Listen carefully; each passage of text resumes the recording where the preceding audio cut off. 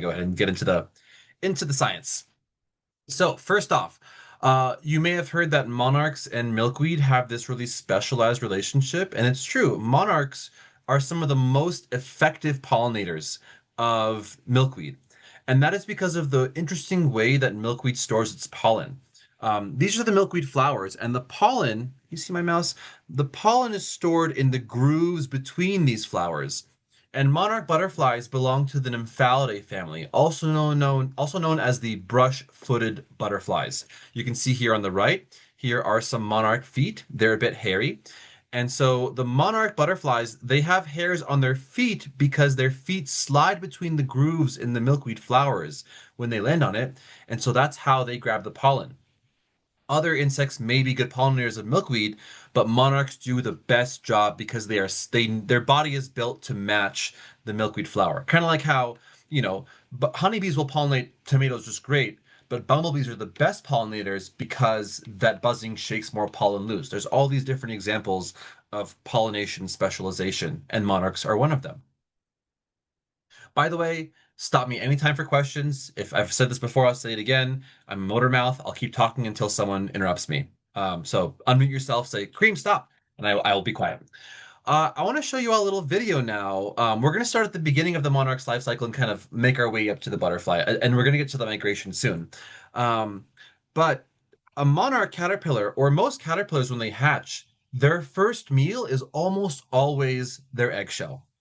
This serves two purposes. The first is pretty intuitive. They just hatched, they're hungry, they need a meal. That eggshell is that first meal. The other reason I find much more interesting, a lot of things want to eat caterpillars. They want to eat them or lay their eggs inside them, do all these awful things to them. And those predators and parasites are often looking for the chemical cues coming off of the caterpillar to help find it. They're kind of like following that breadcrumb trail of scent to the caterpillar. The eggshell gives off a lot of chemical cues. So these caterpillars, they know that as soon as they hatch, they need to eat their own eggshell to hide the evidence that they were there and make it harder for those parasites and predators to find them. So that's why it's eating its eggshell. Now, while monarchs and milkweed, they are specialized to interact with each other, it is a bit of a precarious mutualism, specifically for the monarch caterpillar.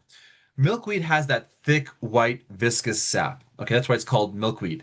And that sap will gush out of wounds to help to basically scab it and like kind of seal the wounds, but also to kill herbivores. That sap can sometimes gush out. There can be so much of it that the monarch caterpillar can be kind of covered and entombed in a mausoleum of the sap. It can gum up their mouth parts, and if they don't get it off before it dries, their mouth parts are kind of permanently glued shut, or they're kind of permanently glued to whatever surface they're on. Um, about a third to two-thirds of monarch caterpillars die from this natural defense of the milkweed. And then that third that are managed, they're either lucky or they manage to escape that first bout with the milkweed sap. They then learn that when they want to feed on the milkweed, they have to drain the sap before they can feed. The smaller caterpillars will chew in like a little circle, as you're seeing in this picture, to drain the sap locally. Whereas the larger caterpillars, once they get to eating whole leaves, they don't bite in a circle. They go down to that leaf's main vein and just kind of cut through it and let it bleed out, and then they can feed on the whole leaf uninterrupted. And other monarch herbivores also learn to kind of drain the sap. That sap is a pretty intense defense mechanism, not only because it is so viscous, but it's also poisonous. This is where monarchs get their poison. Milkweed contains toxins called cardenolides, also known as cardiac glycosides, because these toxins target the heart. They essentially cause heart attacks or arrhythmia in the predators that eat the monarchs mistakenly. Um, these toxins have also been repurposed by humans for medication. Digoxin is a human medication derived from cardenolides. If you look here, on the top is the cardenolide, on the bottom is digoxin, and you can see that on the bottom right, we have preserved the original cardenolide, but then we add this special phenyl ring onto it to make it more medicinal. Don't ask me how that works. I just know that you can see part of the cardenolide in the digoxin. And so, ironically, it's a poison that disrupts heart rhythm in nature, but we have modified it to actually use it to correct arrhythmia, to correct an irregular heart rhythm. No. And by the way, most human medications are derived from plant-based compounds. Pfizer and a couple of the other major pharmaceutical companies sent massive expeditions into the Amazon in the 1950s and even before to go to these different indigenous tribes and kind of ask them, what are your medicinal plants and can we, frankly, steal them for our own purposes? So now we're going to get to the fun stuff. These cardenolides are acquired a couple of ways.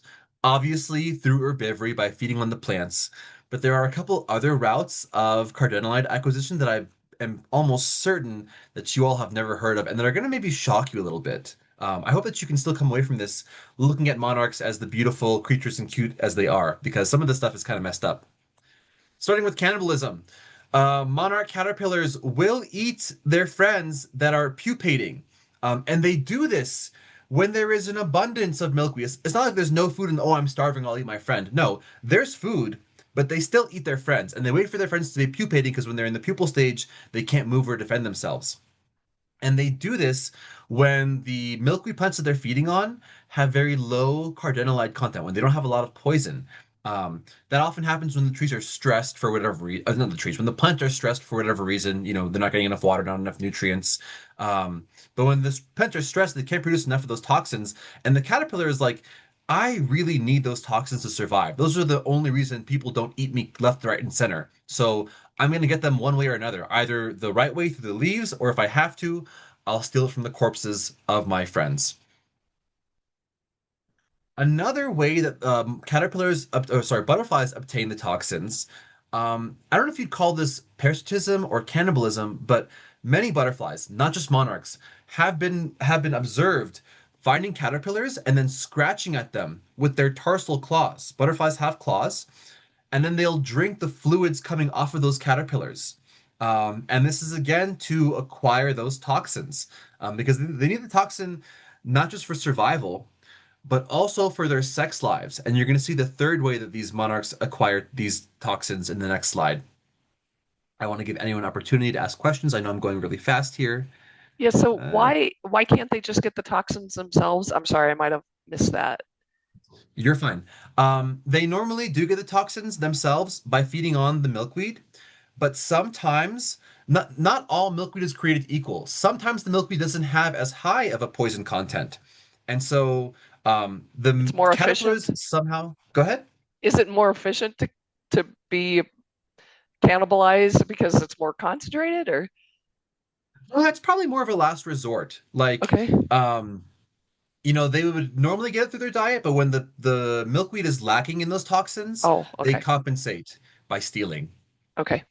Yeah, good question.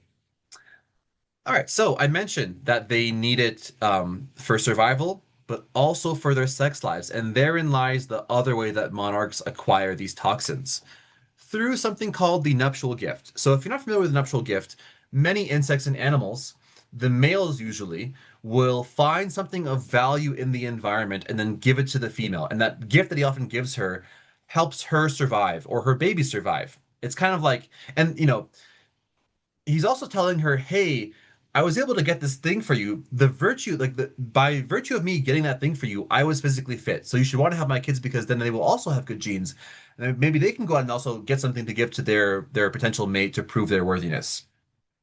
In butterflies, this nuptial gift is it's first off it's attached to the sperm packet, um, and it often is going to be packets of salts and those toxins. They pass those toxins off during mating. The male is basically saying, you're going to have my kids. The kids need to survive, so I'm going to give you some poison, and you can give that poison to the kids so that they can survive just as well. Um, this picture on the left, these are the sperm packets containing these nuptial gifts of a couple butterflies. The one on the top is the monarch butterfly, very simple, round, boring looking. This one on the bottom, though, this belongs to the cabbage white butterfly, those little white butterflies that you see all over the place. Um, I'm not sure why it is spiral shaped, but another fun fact about the cabbage white sex lives. Please don't report me to my boss for this, but um, they have a toothed vagina. The female has teeth on her genitalia for clamping onto that sperm packet to help really secure it in place. Um, so The more you know. Next slide. There are many other members, not members, there's other butterflies that look very similar to monarchs that are also poisonous, or they're not poisonous and they're just copying how it looks. And it's kind of a cool name theme. They're all named after different, like, the royal court. So the monarch is like, monarch means like a king. A viceroy, I think, is slightly beneath a king or royalty. And then you have the queen and the soldier. Um, in this mimicry ring, I'm not sure about the soldier, but I know for a fact that the viceroy is not poisonous, and the queen is poisonous. So you have one instance of one that's just trying to, like, um, what's the word I'm looking for? It's making use of the monarch's good work, whereas the queen, by having a similar color theme, they are reinforcing that positive signal. So they're reinforcing, like, if you see orange, do not mess with us, we will make you sick. All right, now let's get to the migration, the point that you're all here for. So this is a really fascinating feat. It's more than 4,500 kilometers in either direction. So like total 9,000 kilometers. That's about almost 6,000 miles. That's longer than the migration of many birds. And this migration is so fascinating because um, when they're flying up from Mexico to the United States, it's done by multiple generations. Each generation flies a little bit, mates, dies, and then their kids hatch, fly a little bit, mate, die. And so it's almost like they're passing the baton when they're coming back from Mexico. But on the flight to Mexico, they do that in a single generation. It's the one butterfly or one, group of butterflies that are all flying down to Mexico in the fall every single year. And it's really cool how they accomplish this. We're going to talk about some of the physiological cues that go into how they are able to make that arduous trek. So first off, how do the butterflies navigate apart from like from the physiological changes they go through? So monarchs, they can read the position of the sun, but the problem is the sun, it changes direction throughout the day. So butterflies also need to know what time of day it is to figure that out. And this video is just showing you how the sun, things we already knew. The sun changes position throughout the day. Um, so how do they tell what time of day it is? Butterflies and most insects actually have five eyes, not just two eyes. They have the two big compound eyes that we are all very familiar with, but most insects also have three really small eyes on the top of the head called ocelli. You can see them really well in this wasp. Even the monarch caterpillar has them. I couldn't find a picture of them in the monarch butterfly, like the adult, but they're there. And so these simple eyes, the compound eyes are for differentiating complex images. Is that a flower? Is that a mate? The simple eyes, the ocelli, are purely for distinguishing light from dark. So they're on the top of the head and they're always looking at the sun and they're basically measuring the number of hours of sun to dark. It's similar to how plants track day length with photoperiod. So, a simplification here, but the butterflies are basically, over time, they are tracking the number of hours of light to dark. And then once they reach a certain critical threshold of hours of dark versus light, they know, okay, the season is changing. It's time for me to, or sorry, yeah, the season is changing, time for me to start moving south. And this is just another representation of a photoperiod, how plants do it. Some plants are short day plants, so when the day length gets beyond a critical length, beyond a critical length, they know to flower. I'm really not good at explaining how this works, but just suffice to say, they can track how long days are. They know what time of day it is. They know what time of year it is too. And I'm going to give you an example of how they navigate, having someone else explain it better than I could. Oh wait, hold on. I'm going to make this much louder real quick so you can all can hear. Here we go. First slide. Here we go. Oh, tells you it's mid-morning. Okay.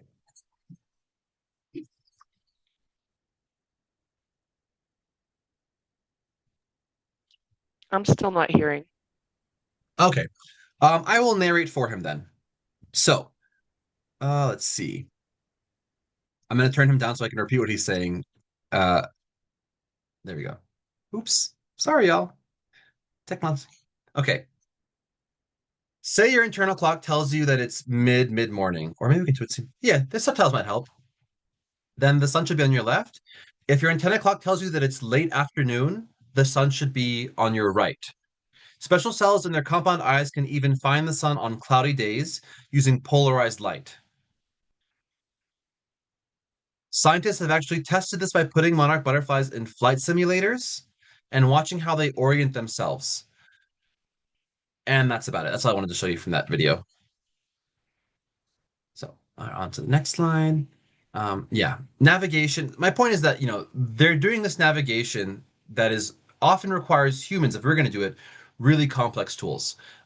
You can see how complex it is by how difficult it is for me to explain it. And they're doing this with a brain the size of a sesame seed. So that's why it's so impressive. Like you need all these special tools here. You need math. As a biologist, math absolutely repels me. If you ever want to clear a room of biologists, just mention math. In fact, get the slide out of my face. All right. Now, back to the migration. There are two overwintering populations. So the Rockies that are in Colorado are a pretty big deal. These two populations are split by the Rocky Mountains. You have the population to the east of the Rockies. That's the one that migrates down to Mexico every single year. And the one to the west of the Rockies. Those monarchs don't migrate all the way to Mexico. They migrate just to the California coast, and they're going a obviously much shorter distance. But today we're really focusing on the one that's east of the Rockies, the one that does that huge trek. Now, any questions, by the way? I know I'm going really fast. I want to give people a chance to butt in, and also for me to drink some water. Okay. So typically, monarchs only live about 2 to 6 weeks. As the butterfly, they spend, sometimes months as the caterpillar, but most butterflies, that's about average, 2 to 6 weeks, because butterflies, their wings, they wear down so fast because they're made up of all those little sheddable scales, and those scales can be shed from contact with the air, from flying into walls, spider webs, birds trying to eat them. So my point is, a lot of things are trying to get at them, so their wings wear down and they eventually die because they can't fly anymore. And they typically live 2 to 6 weeks. And so on that northward migration, as they're coming from Mexico, they are flying for a little bit, living 2 to 6 weeks, mating, laying eggs and dying. The new generation hatches, lives 2 to 6 weeks, does the same thing, rinse and repeat, until they get towards the northern end of their range. On the flip side, the overwintering monarchs, they live up to 9 months. And they complete that southward migration in a single flight, single generation. So that's like a human living to be 400 years old and like a human traveling, I don't know, like 30 times the distance of the Earth, the circumference of the Earth. It's a really big distance relative to how small they are. And monarchs are able to accomplish this because of this chemical over here called juvenile hormone. So on the left here is a normal monarch that is producing normal levels of juvenile hormone. On the right, though, is one of these overwintering monarchs that is basically it has inhibited the production of juvenile hormone. It's not making juvenile hormone, and that creates a couple changes in the insect. The most obvious of which is that it causes them to be larger bodied, but also these insects that are not making juvenile hormone, it kind of like slows their aging. They can fly farther, they don't really age, and they cannot reproduce. That's the one caveat. While you're migrating, you are completely celibate. Um, on this bottom picture here is showing you also some insects that are treated with juvenile hormone. We actually use juvenile hormone as in some of our more newly developed insecticides because it can mess with insects in some really useful ways, but it doesn't affect other organisms because other organisms don't have juvenile hormone. So here on the bottom are two aphids. On the right is one that was treated with this juvenile hormone insecticide, and on the left is a regular one. And so basically, what this juvenile hormone does, it creates precocious adults. Basically, when a baby insect gets treated with it, it tells it, hey, time for you to become an adult, whether or not you've eaten enough or prepared your body enough to become an adult. So basically, it forces them into adult development prematurely.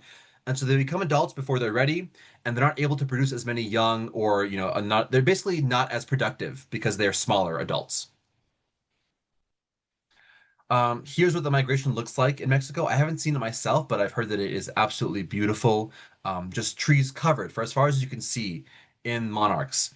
If you are interested in seeing this yourself, there are a couple local organizations that sponsor trips to see not the migration, the overwintering site in Mexico. I know that Denver Botanic Gardens does it, and I've heard that they actually it's a bit pricey. They charge about $5,000. It's a pretty. There's a lot included in that trip. They take you to tour the towns. You have a local a translator, a guide. And I know that Denver Audubon Nature Center also sponsors a trip. I will send links to like where to sign up for these in a follow-up. I'm also going to send a follow-up like containing all the recordings for all the talks that I've given for you all later. All right, back to the overwintering site now, because we've kind of already covered all of the cues that go into the migration. So these butterflies, they prefer really specific trees in Mexico. And by the way, they're overwintering like it's for like central South Mexico, like near Oaxaca. Um, And so they prefer specifically the Oyamel fir. And they prefer the Oyamel fir because the forests of Oyamel fir create a nice, cool, and moist environment. And these butterflies, they're very prone to dying from desiccation, from drying out, so they need to be nice and cool. They also need to drink water. Um, and they like the Oyamel fir also because all these little needles create a lot of surface area. So there's lots of little landing spots for all the monarchs to be on in this one little small area. And they can also, it helps them to kind of huddle close together so that they can warm up with their body heat, essentially. Now, quite a few monarchs die at the overwintering site. Um, One of the reasons is because of smart birds. So, like, I think this is maybe a grosbeak, but the birds they go to the overwintering sites and they pick off the monarchs, and they know that the wings are the poisonous part. So they eat the body and discard the wings. So obviously, some of them are getting eaten. The big problem, though, is that these birds are native, by the way. So it's not like we need to kill the birds, but the birds, as they are eating the monarchs, they accidentally dislodge a lot of the butterflies. A lot of the butterflies fall to the ground. The problem is that they are still in diapause. They're still kind of hibernating. And at nighttime, a frost is going to come and blanket the forest floor and kill anything that is there. It's going to literally freeze over. So the monarchs that fall to the ground, they have to now wake up and start flapping their flight muscles to warm them up. They need to warm their flight muscles up fast enough so that they can fly back up to the trees before that night frost comes and kills them all. There's even videos of that happening, of like some monarchs escaping to get to the upper branches and some that weren't fast enough and they just kind of got froze over. Um, Besides the birds and their indirect effects of dislodging the butterflies, there's also quite a bit of illegal logging of the OEML fur in Mexico. And unfortunately, a lot of that is I don't want to say sponsored by, the Mexican cartel is involved in some of the logging of these fir trees. And more sad news, this is Homero Gomez Gonzalez, and so he was a famous monarch conservationist who was known to be like very involved in fighting against the cartel and these illegal logging efforts. And I think in 2015 or several years ago, he was disappeared. Um, we never found his body, any of that stuff. We don't know what happened to him. It's assumed that the cartel assassinated him. So there is it's a monarch migration may seem like a little cute side thing, but it actually there's a lot of money involved in this. It's a big deal. All right, back to the monarch migration. So another really cool thing that I learned recently is that we can actually sample the monarchs from Mexico, and we can actually, by analyzing their bodies, we can figure out where in the US they came from. And we do that with this thing called cardenolide profiles. So I mentioned earlier how different milkweeds produce produce toxins, um, and the monarchs acquire those toxins. It turns out that different species of milkweed have slightly different toxins they produce. It's the same compound, the same cardenolide or glycoside, but maybe one of them has like an extra hydrogen here or an extra carbon there. Just really small markers. And so we can take the monarch, we can basically separate all of the chemicals out of it and see, which types of cardenolides that it has in it and match those cardenolides, match those poisons to the corresponding milkweed species. This is a really simple example here where I have, two species of milkweed and they each have one cardenolide each. It gets more complex when you realize that there are over 140 species of milkweed and they all have these different like ecoregions. So, while it is more complex, the upside is that we can tell with pretty good certainty where the monarchs are coming from based on the blend of toxins in them, the blend of cardenolides. And that can also tell us, like, okay, we're not getting any butterflies from this area. What's going on with Illinois? Do we need to go and like look at the, the agricultural practices there? What's killing the monarchs in that specific region? All right. And so switching gears a little bit now, we're kind of done talking about the migration of the cues involved. I just want to talk about butterflies in general now. So butterflies have a pretty short adult lifespan. 2 to 6 weeks is not that long. And it's because those wings are made up of all those scales, and those scales are constantly being shed. Um, from the wind, from spider webs, birds. And so people often see butterflies with these tattered wings and they get sad, saying, "Oh, the poor butterfly, his wings are broken." That's a good thing. That means that butterfly has had a life well spent. It was a life full of flying, of escaping near death. Um, and so, when I see these butterflies, I'm actually happier for it. And I have this picture here of Ben Affleck, because here Ben Affleck's smoking the cigarette, how he's kind of like tired and spent, kind of reminds me of how this butterfly is probably also very tired and spent. Um, on the flip side, when I see butterflies that you buy like this that are like, they come in the frames and they're like perfect, perfect wings, I always get a little suspicious because that butterfly didn't really do much with its life. Those wings, they naturally get worn down from just the wind. So when I see this kind of thing happening, I wonder, okay, maybe it's a coincidence and the butterfly happened to die natural death without damaging its wings. I often suspect that these butterflies are being raised specifically to be euthanized and sold to people, which is not the worst thing. If the money is going towards monarch conservation, I'm on board. But sometimes there are people who are catching and killing butterflies just to frame them. If they're captively breeding them, I have no qualms, but harvesting from the wild just to sell to you is a big no-no, in my opinion.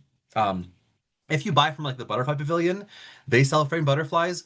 Those are not bought from the wild, those are captively bred, and the money goes towards supporting butterfly conservation and their efforts. So that's actually, I'm not going to shame anyone from if you already have one of these or if you're buying from the pavilion.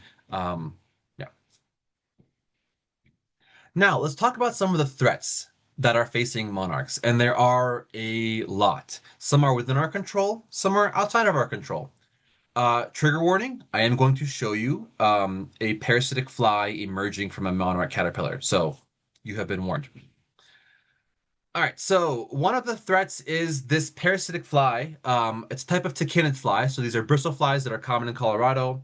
I don't know if we have the fly here in Colorado. Definitely it's on the East Coast. And so they lay their eggs on the monarch caterpillar and then they chew their way out, and then they kind of like, let's play that again. They kind of like rappel down from like this little string of ooze, as you can see in the picture to the right, but also really quickly here on the left. Lovely, right? Love it. That caterpillar is done for. And so people will often, here's the fly, by the way, the fly is on the left, and here are the fly eggs. Sometimes the eggs are even laying on the monarch's eggs. So people will often try to bring the monarchs indoors as caterpillars and kind of raise them in what I call protective custody, like cutting milkweed to give to them in their home. That can help to prevent the flies from attacking them if you got them before the flies got to them. If the fly got to them first, you may just be raising some flies in your house. There's another big threat to monarchs. This is actually a disease called OE. And I'm going to narrate again because the sound doesn't work apparently. But so there's three things at play here. We have the monarchs, we have this parasite called OE, and then we have a plant, a type of milkweed actually called Asclepias corysavica. And I don't think this video really shows you much more about the parasites besides the fact that they're microscopic. Yeah, we're gonna skip ahead actually. Um, but here we go. So there is that microscopic parasite of monarchs. Um, and we also have this plant called Asclepias corysavica, the tropical milkweed. This is all going to come together in a second. Just give me a second to explain things. So, tropical milkweed is bad for monarchs because it has a longer bloom time.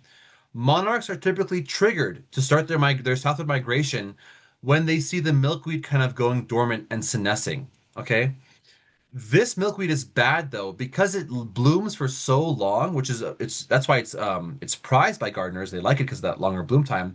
The problem though is that the monarchs don't get the hint. they don't understand that the season is changing because the milkweed flowers are still there, so they hang around longer and they sometimes miss their window to migrate. It is also bad because that disease that I mentioned hangs out on the milkweed flowers. And so this plant, by having a longer bloom time, it provides a longer window for that parasite to infect the monarchs. Um, Thankfully, this type of milkweed, I don't really see it being sold that common at garden centers. Um, it looks kind of similar to one that you may have in your garden, Asclepias tuberosa, the butterfly milkweed, which is a native species, which is actually great. It has the orange flowers as well. Um, but yeah, the tropical milkweed is bad. I don't really see garden centers selling it typically, which is good, but there are some here and there.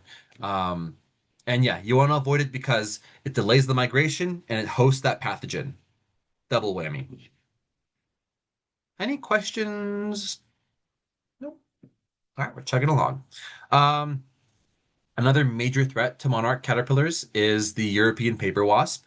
Um, this is one that I'm sad the sound doesn't work for because actually, yeah, because a fun fact about wasps, the larvae are obviously they're meat eaters, they're voracious predators, and the larvae signal to their sisters that they're hungry by scraping their jaws on the sides of the cell. If you all could hear this, you can't hear it probably because of the sound, but it's a really weird, like ominous, like scratching noise, like almost like nails on a chalkboard. Um, and yeah, when their sisters hear that sound, they go out and they hunt caterpillars to eat.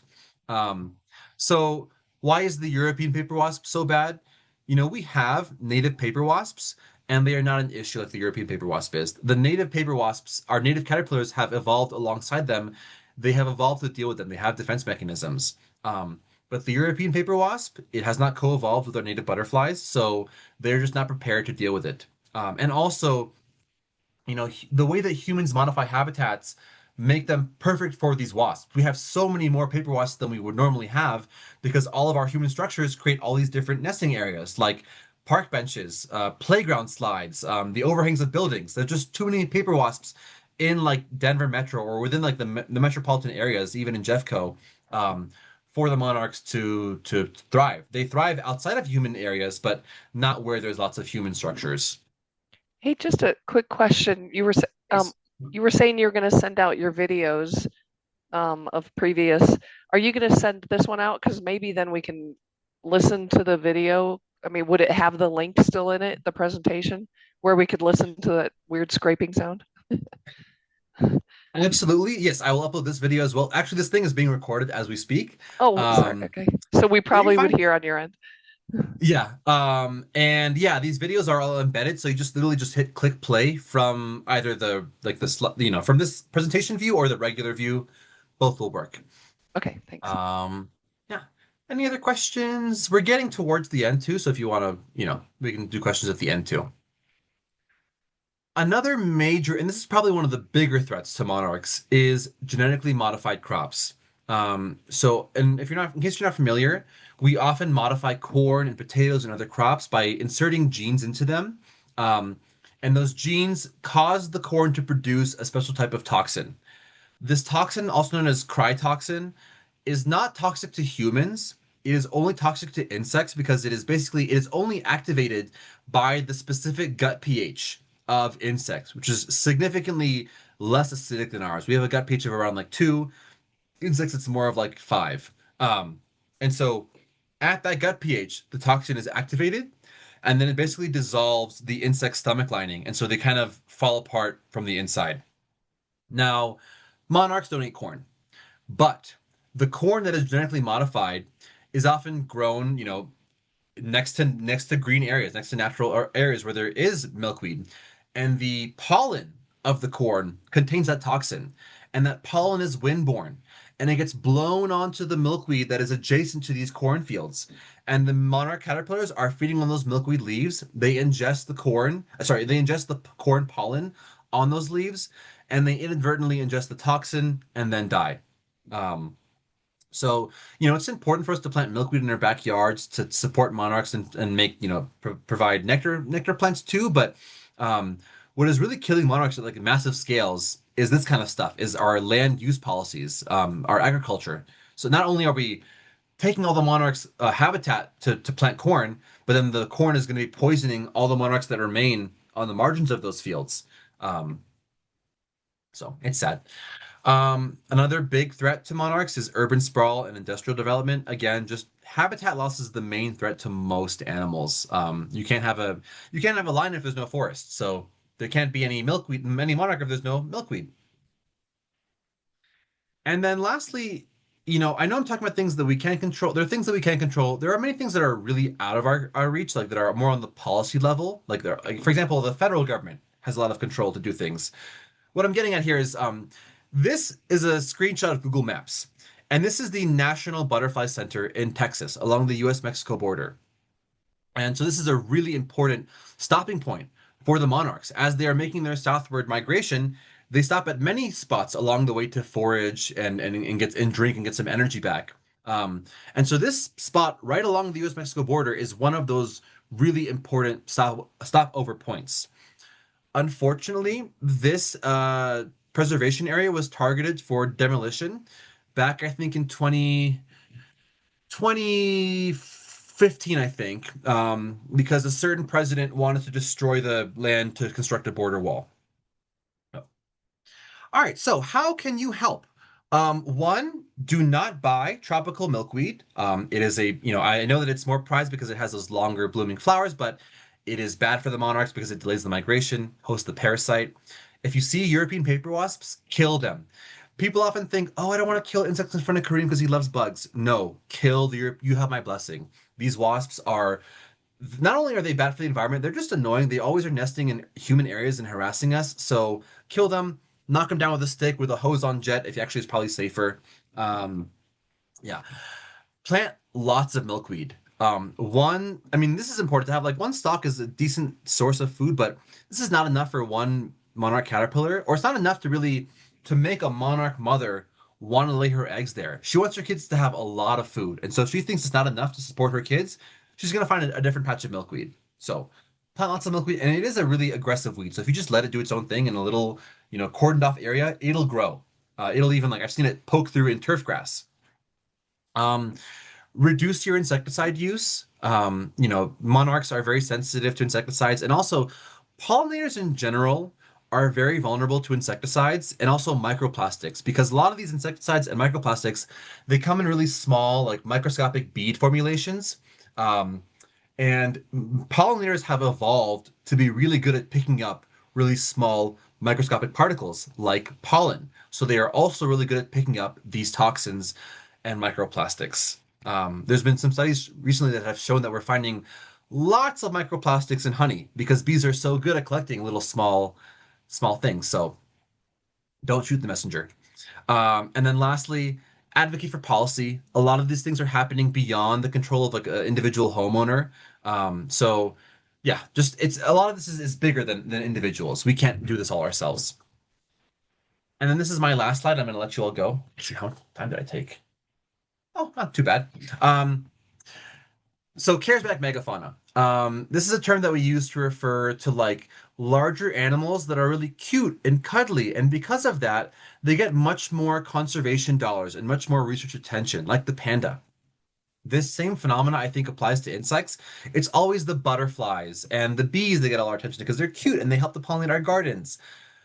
But there are so many other animals, either insects, spiders, frogs, slugs, that are just as, or arguably more, ecologically important. They don't get the same attention simply because they are ugly or weird looking. So I just to close out today, I want you all to, one, I'm not saying that monarch conservation is not important. Monarch conservation is very important. We should still focus on monarch conservation, but we should also focus on conserving all those other animals that aren't always as appealing to us. And with that, I thank you all for your time. I can take any questions, but if you don't